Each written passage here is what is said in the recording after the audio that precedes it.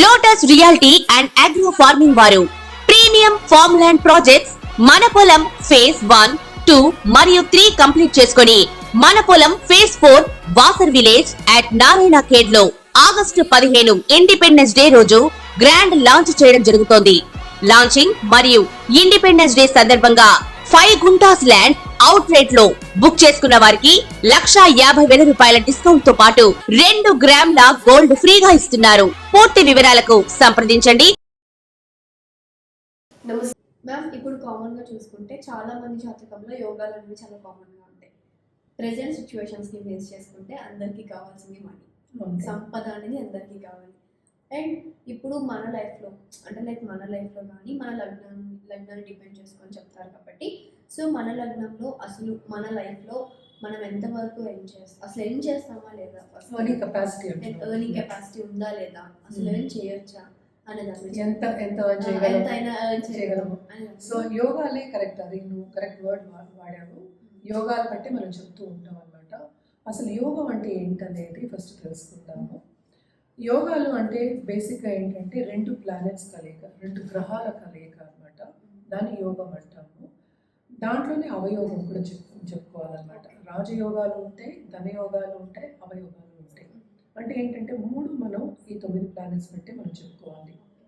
And also ఏంటంటే ఇది మనం చూసేది ఎప్పటికైనా మనం లగ్నం పట్టి చూస్తాము, రాశి పట్టి ఎక్కువ చూడము. ఎందుకంటే రాశి పట్టి మన యోగాలు అనేది చెప్పడం కష్టం.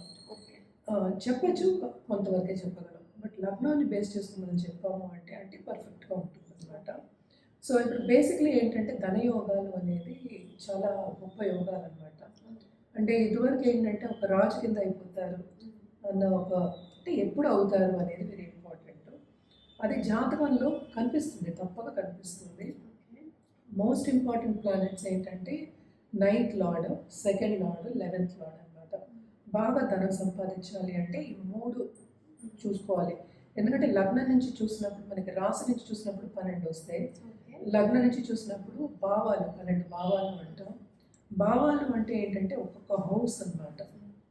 So 2nd house, 9th house, 11th house, ఈ 3 ఇన్వాల్వ్ అయి ఉండాలన్నమాట. అప్పుడు మనం ధనయోగాలు కూడా చెప్పుకుంటాము. అలాగే లక్ష్మీ యోగాలు అని ఉంటాయి. సో మోస్ట్ ఇంపార్టెంట్ ప్లానెట్స్ వీటికి ఏంటంటే శుక్రుడు, గురువు, ఇవి 2 కూడా ఇన్వాల్వ్ అయి ఉండాలన్నమాట. అలాగే ఏంటంటే మనకి 2వ ఇంటి అధిపతి కానీ, లేకపోతే 9వ ఇంటి అధిపతి కానీ, లేకపోతే 11వ ఇంటి అధిపతి కానీ ఉచ్చంలో ఉంటాయి. ఓకే. సో ఒక్కొక్క ఇప్పుడు లగ్నానికి వేరే అయిపోతారు లార్డ్స్. ఎందుకంటే లార్డ్షిప్స్ అనేవి డిఫరెంట్ ఉంటాయి. 12 హౌసెస్కి మనం రాసినప్పుడు లార్డ్షిప్స్ మనం మాట్లాడుకుంటాము. సో ఒక్కొక్క లగ్నానికి మనం చెప్పుకోవచ్చు అనమాట. అలాగే సింపుల్గా మనం చెప్పాలంటే కలయిక 2nd లార్డ్, 2nd భావం లార్డ్, 9th భావం లార్డ్ కలిసి ఉన్నారు అంటే అదొక ధనయోగం, లక్ష్మీ యోగం అంటాం అనుకుంటాం. అలాగే exchange 2nd lord 9th lord, 9th lord 2nd ఉన్నా, లేకపోతే 11th లార్డ్తో కలిసి ఉన్న లాభంలో, సో దానికి ధనయోగాలు అంటాం అనమాట. ఇంట్రొడక్షన్ ఇదే. మ్యామ్, ఇప్పుడు కన్య జాతకులకి అంటే ఏ కాంబినేషన్లో ఉంటే మంచిగా సంపాదిస్తారు? సంపాదన ఒకటే కాదు, నువ్వేమో అడిగేది ధనం యోగం, సంపద ఎలా వస్తుంది. సంపాదించడం అనేది ఏంటంటే ధనయోగం ఉండాలి సంపాదించడానికి. బట్ అంతులో ఎన్ని సంపాదన కావాలి, అందరూ కోరుకునేది ఈ కాలంలో అదే కదా మరి. సో అది కావాలి అన్నప్పుడు ఏంటంటే కొన్ని స్పెషల్ కాంబినేషన్స్ ఉంటాయి. సో అవే లక్ష్మీ యోగాలు, గజకేశ్వరి యోగాలు, ఇవన్నీ అవే చెప్తారు, రాజయోగాలు, ఇవన్నీ ఉంటాయి. ఏంటంటే ఇంకో విషయం ఏంటంటే ఇక్కడ మనకి 2nd లార్డ్ కన్యకి ఈ లగ్నాధిపతి ఏమో బుధుడు అయ్యాడు కన్య. 2nd అంటే 2వ భావంకి అధిపతి ఎవరు, శుక్రుడు అయ్యాడు.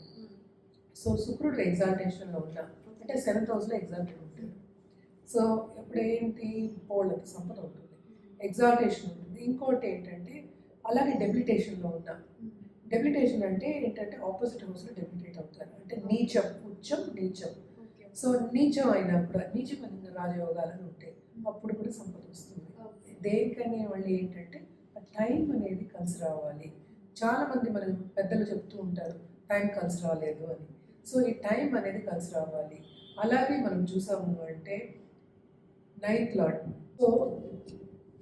సో మనం మాట్లాడుకుంటున్నాం కదా 2, 9, 11 అని మాట్లాడుకుంటున్నాం.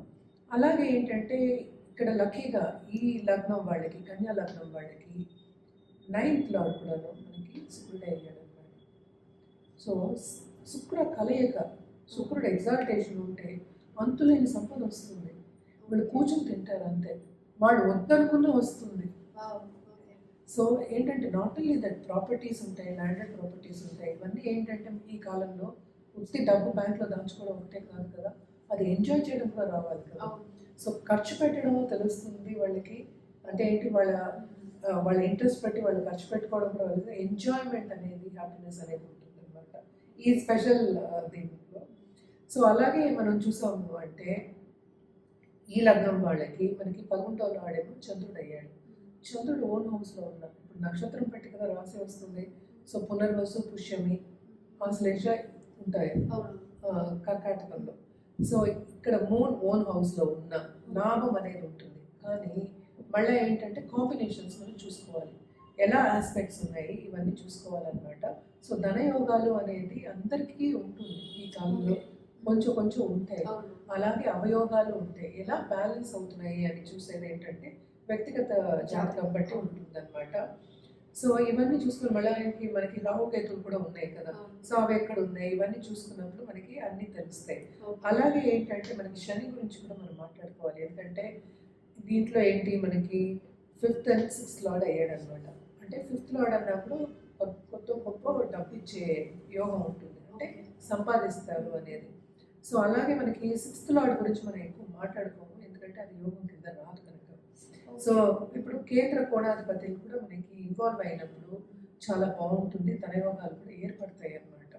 సో బేసిక్గా ఏంటంటే మనకి ఎప్పటికైనా 2nd లార్డ్ కానీ, 9th లార్డ్ కానీ, 11th లార్డ్ కానీ ఉచ్చంలో ఉంటే చాలా బాగుంటుంది, వాళ్ళ లైఫే బాగుంటుంది అసలు అని చెప్పుకోవాలన్నమాట. ఎవరో ఒకళ్ళు ఇవ్వడం కానీ, అలాగే వీళ్ళు సంపాదించడం కానీ టైం వచ్చినప్పుడు నేను చెప్పేది ఇవన్నీ జరుగుతూ ఉంటాయి, చాలా బాగుంటుంది. అలాగే ఏంటంటే లక్ష్మీ కటాక్షం పరిపూర్ణంగా ఉంటుంది. సో బెస్ట్ కాంబినేషన్ నేను చెప్పింది అందరికీ ఉంటుందని చెప్పడం, కొంతమందికి ఉండొచ్చు, వాళ్ళు చాలా ఆస్తున్న వాళ్ళు అయి ఉంటారు, అదేగా మనం మాట్లాడుకుంటున్నాం ఇప్పుడు. సో అలా ఉంటే బాగుంటుంది, అందరికీ ఆనందంగా కూడా ఉంటుంది కదా. సో పుట్టినప్పటి నుంచి చాలా కంఫర్టబుల్గా ఉంటారు, వాళ్ళకి కావాల్సిందంతా వాళ్ళ దగ్గరికి వస్తుంది అనమాట. ఇది జనరల్గా మనం మాట్లాడుకునేదే. అలాగే ఏంటంటే మనం 11th లార్డ్ గురించి కూడా మాట్లాడుకున్నాం, మనం కర్మకారకుడి గురించి కూడా మాట్లాడుకున్నాం. అంటే లగ్నాధిపతి ప్లస్ 10th లార్డ్ ఒకళ్ళే అయ్యారు. సో వీళ్ళు అంటే ఈయన పొజిషన్ చాలా బాగుంది. లగ్నాధిపతి నేను ముందు నుంచి చెప్తూనే వస్తున్నాను, లగ్నాధిపతి స్ట్రాంగ్గా ఉండాలి. అలాగే ఇంకోటి ఏంటంటే మనకి మెంటల్ ఫ్యాకల్టీ కూడా ఉండాలి కదా. సో చంద్రుడు స్ట్రాంగ్గా ఉండాలన్నమాట, అంటే 5th లార్డ్ అనమాట. సో ఆయన కూడా మంచి నక్షత్రంలో ఉన్నప్పుడు టైం అనేది కలిసి వస్తుంది, వాళ్ళకి కరెక్ట్గా దశలు కూడా వస్తాయి, అంటే వాళ్ళ టైం వస్తుంది. వాళ్ళ టైం వచ్చినప్పుడు కింద ఎక్కడో ఉన్న వాళ్ళు కూడా ఎక్కడికో వెళ్ళిపోతారు, చాలా అంతలో ఎదుగుతారని చెప్పచ్చు అనమాట.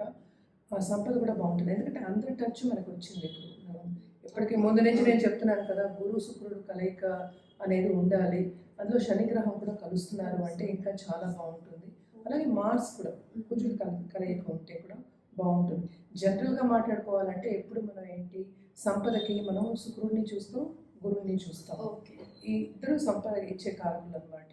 కానీ మళ్ళీ లార్డ్షిప్స్ మనం భావంకి 2వ భావం, 9వ భావం, 11వ భావం కూడా చూసుకోవాలి. వీళ్ళ కలయిక, వీళ్ళ టచ్, వీళ్ళ పరివర్తన యోగాలు ప్లస్ ఆస్పెక్ట్స్ ఇవన్నీ వచ్చినప్పుడు, ప్లస్ ఏంటి టైం అంటే ఏంటి మనకి దశా సిస్టమ్ ఉంటుంది, అది నక్షత్రం పట్టి వస్తుందని ఇందాక కూడా చెప్పాను. అది వచ్చినప్పుడు ఇవన్నీ కలిసి వచ్చినప్పుడు టైం అనేది వాళ్ళకి కలిసి వస్తుంది, అపారమైన సంపద వచ్చే సూచనలు కనిపిస్తాయి, అంటే ఆపర్చునిటీస్ వస్తాయి. అలాగే ప్రముఖ వ్యక్తులతో కలయిక అనేది వస్తుంది, వాళ్ళ పైకి తీసుకెళ్లే ఛాన్సెస్ అనేవి వస్తాయి అన్నమాట. తప్పక ఆ కాంబినేషన్స్ బాగుంటాయి. కానీ ఏదైనా సరే వ్యక్తిగత జాతకం మీద అదే ఆధారపడి ఉంటుంది అనమాట, ప్లస్ టైం, ఇవి 2. సో నేను ఇందాక చెప్పిన ఈ conditions and 2nd lord, 2nd and 9th lord అనుకుందాం, కలయిక లేకపోతే ఎగ్జాల్టేషన్ ఉందంటే అపారమైన సంపద ఉంటుందనే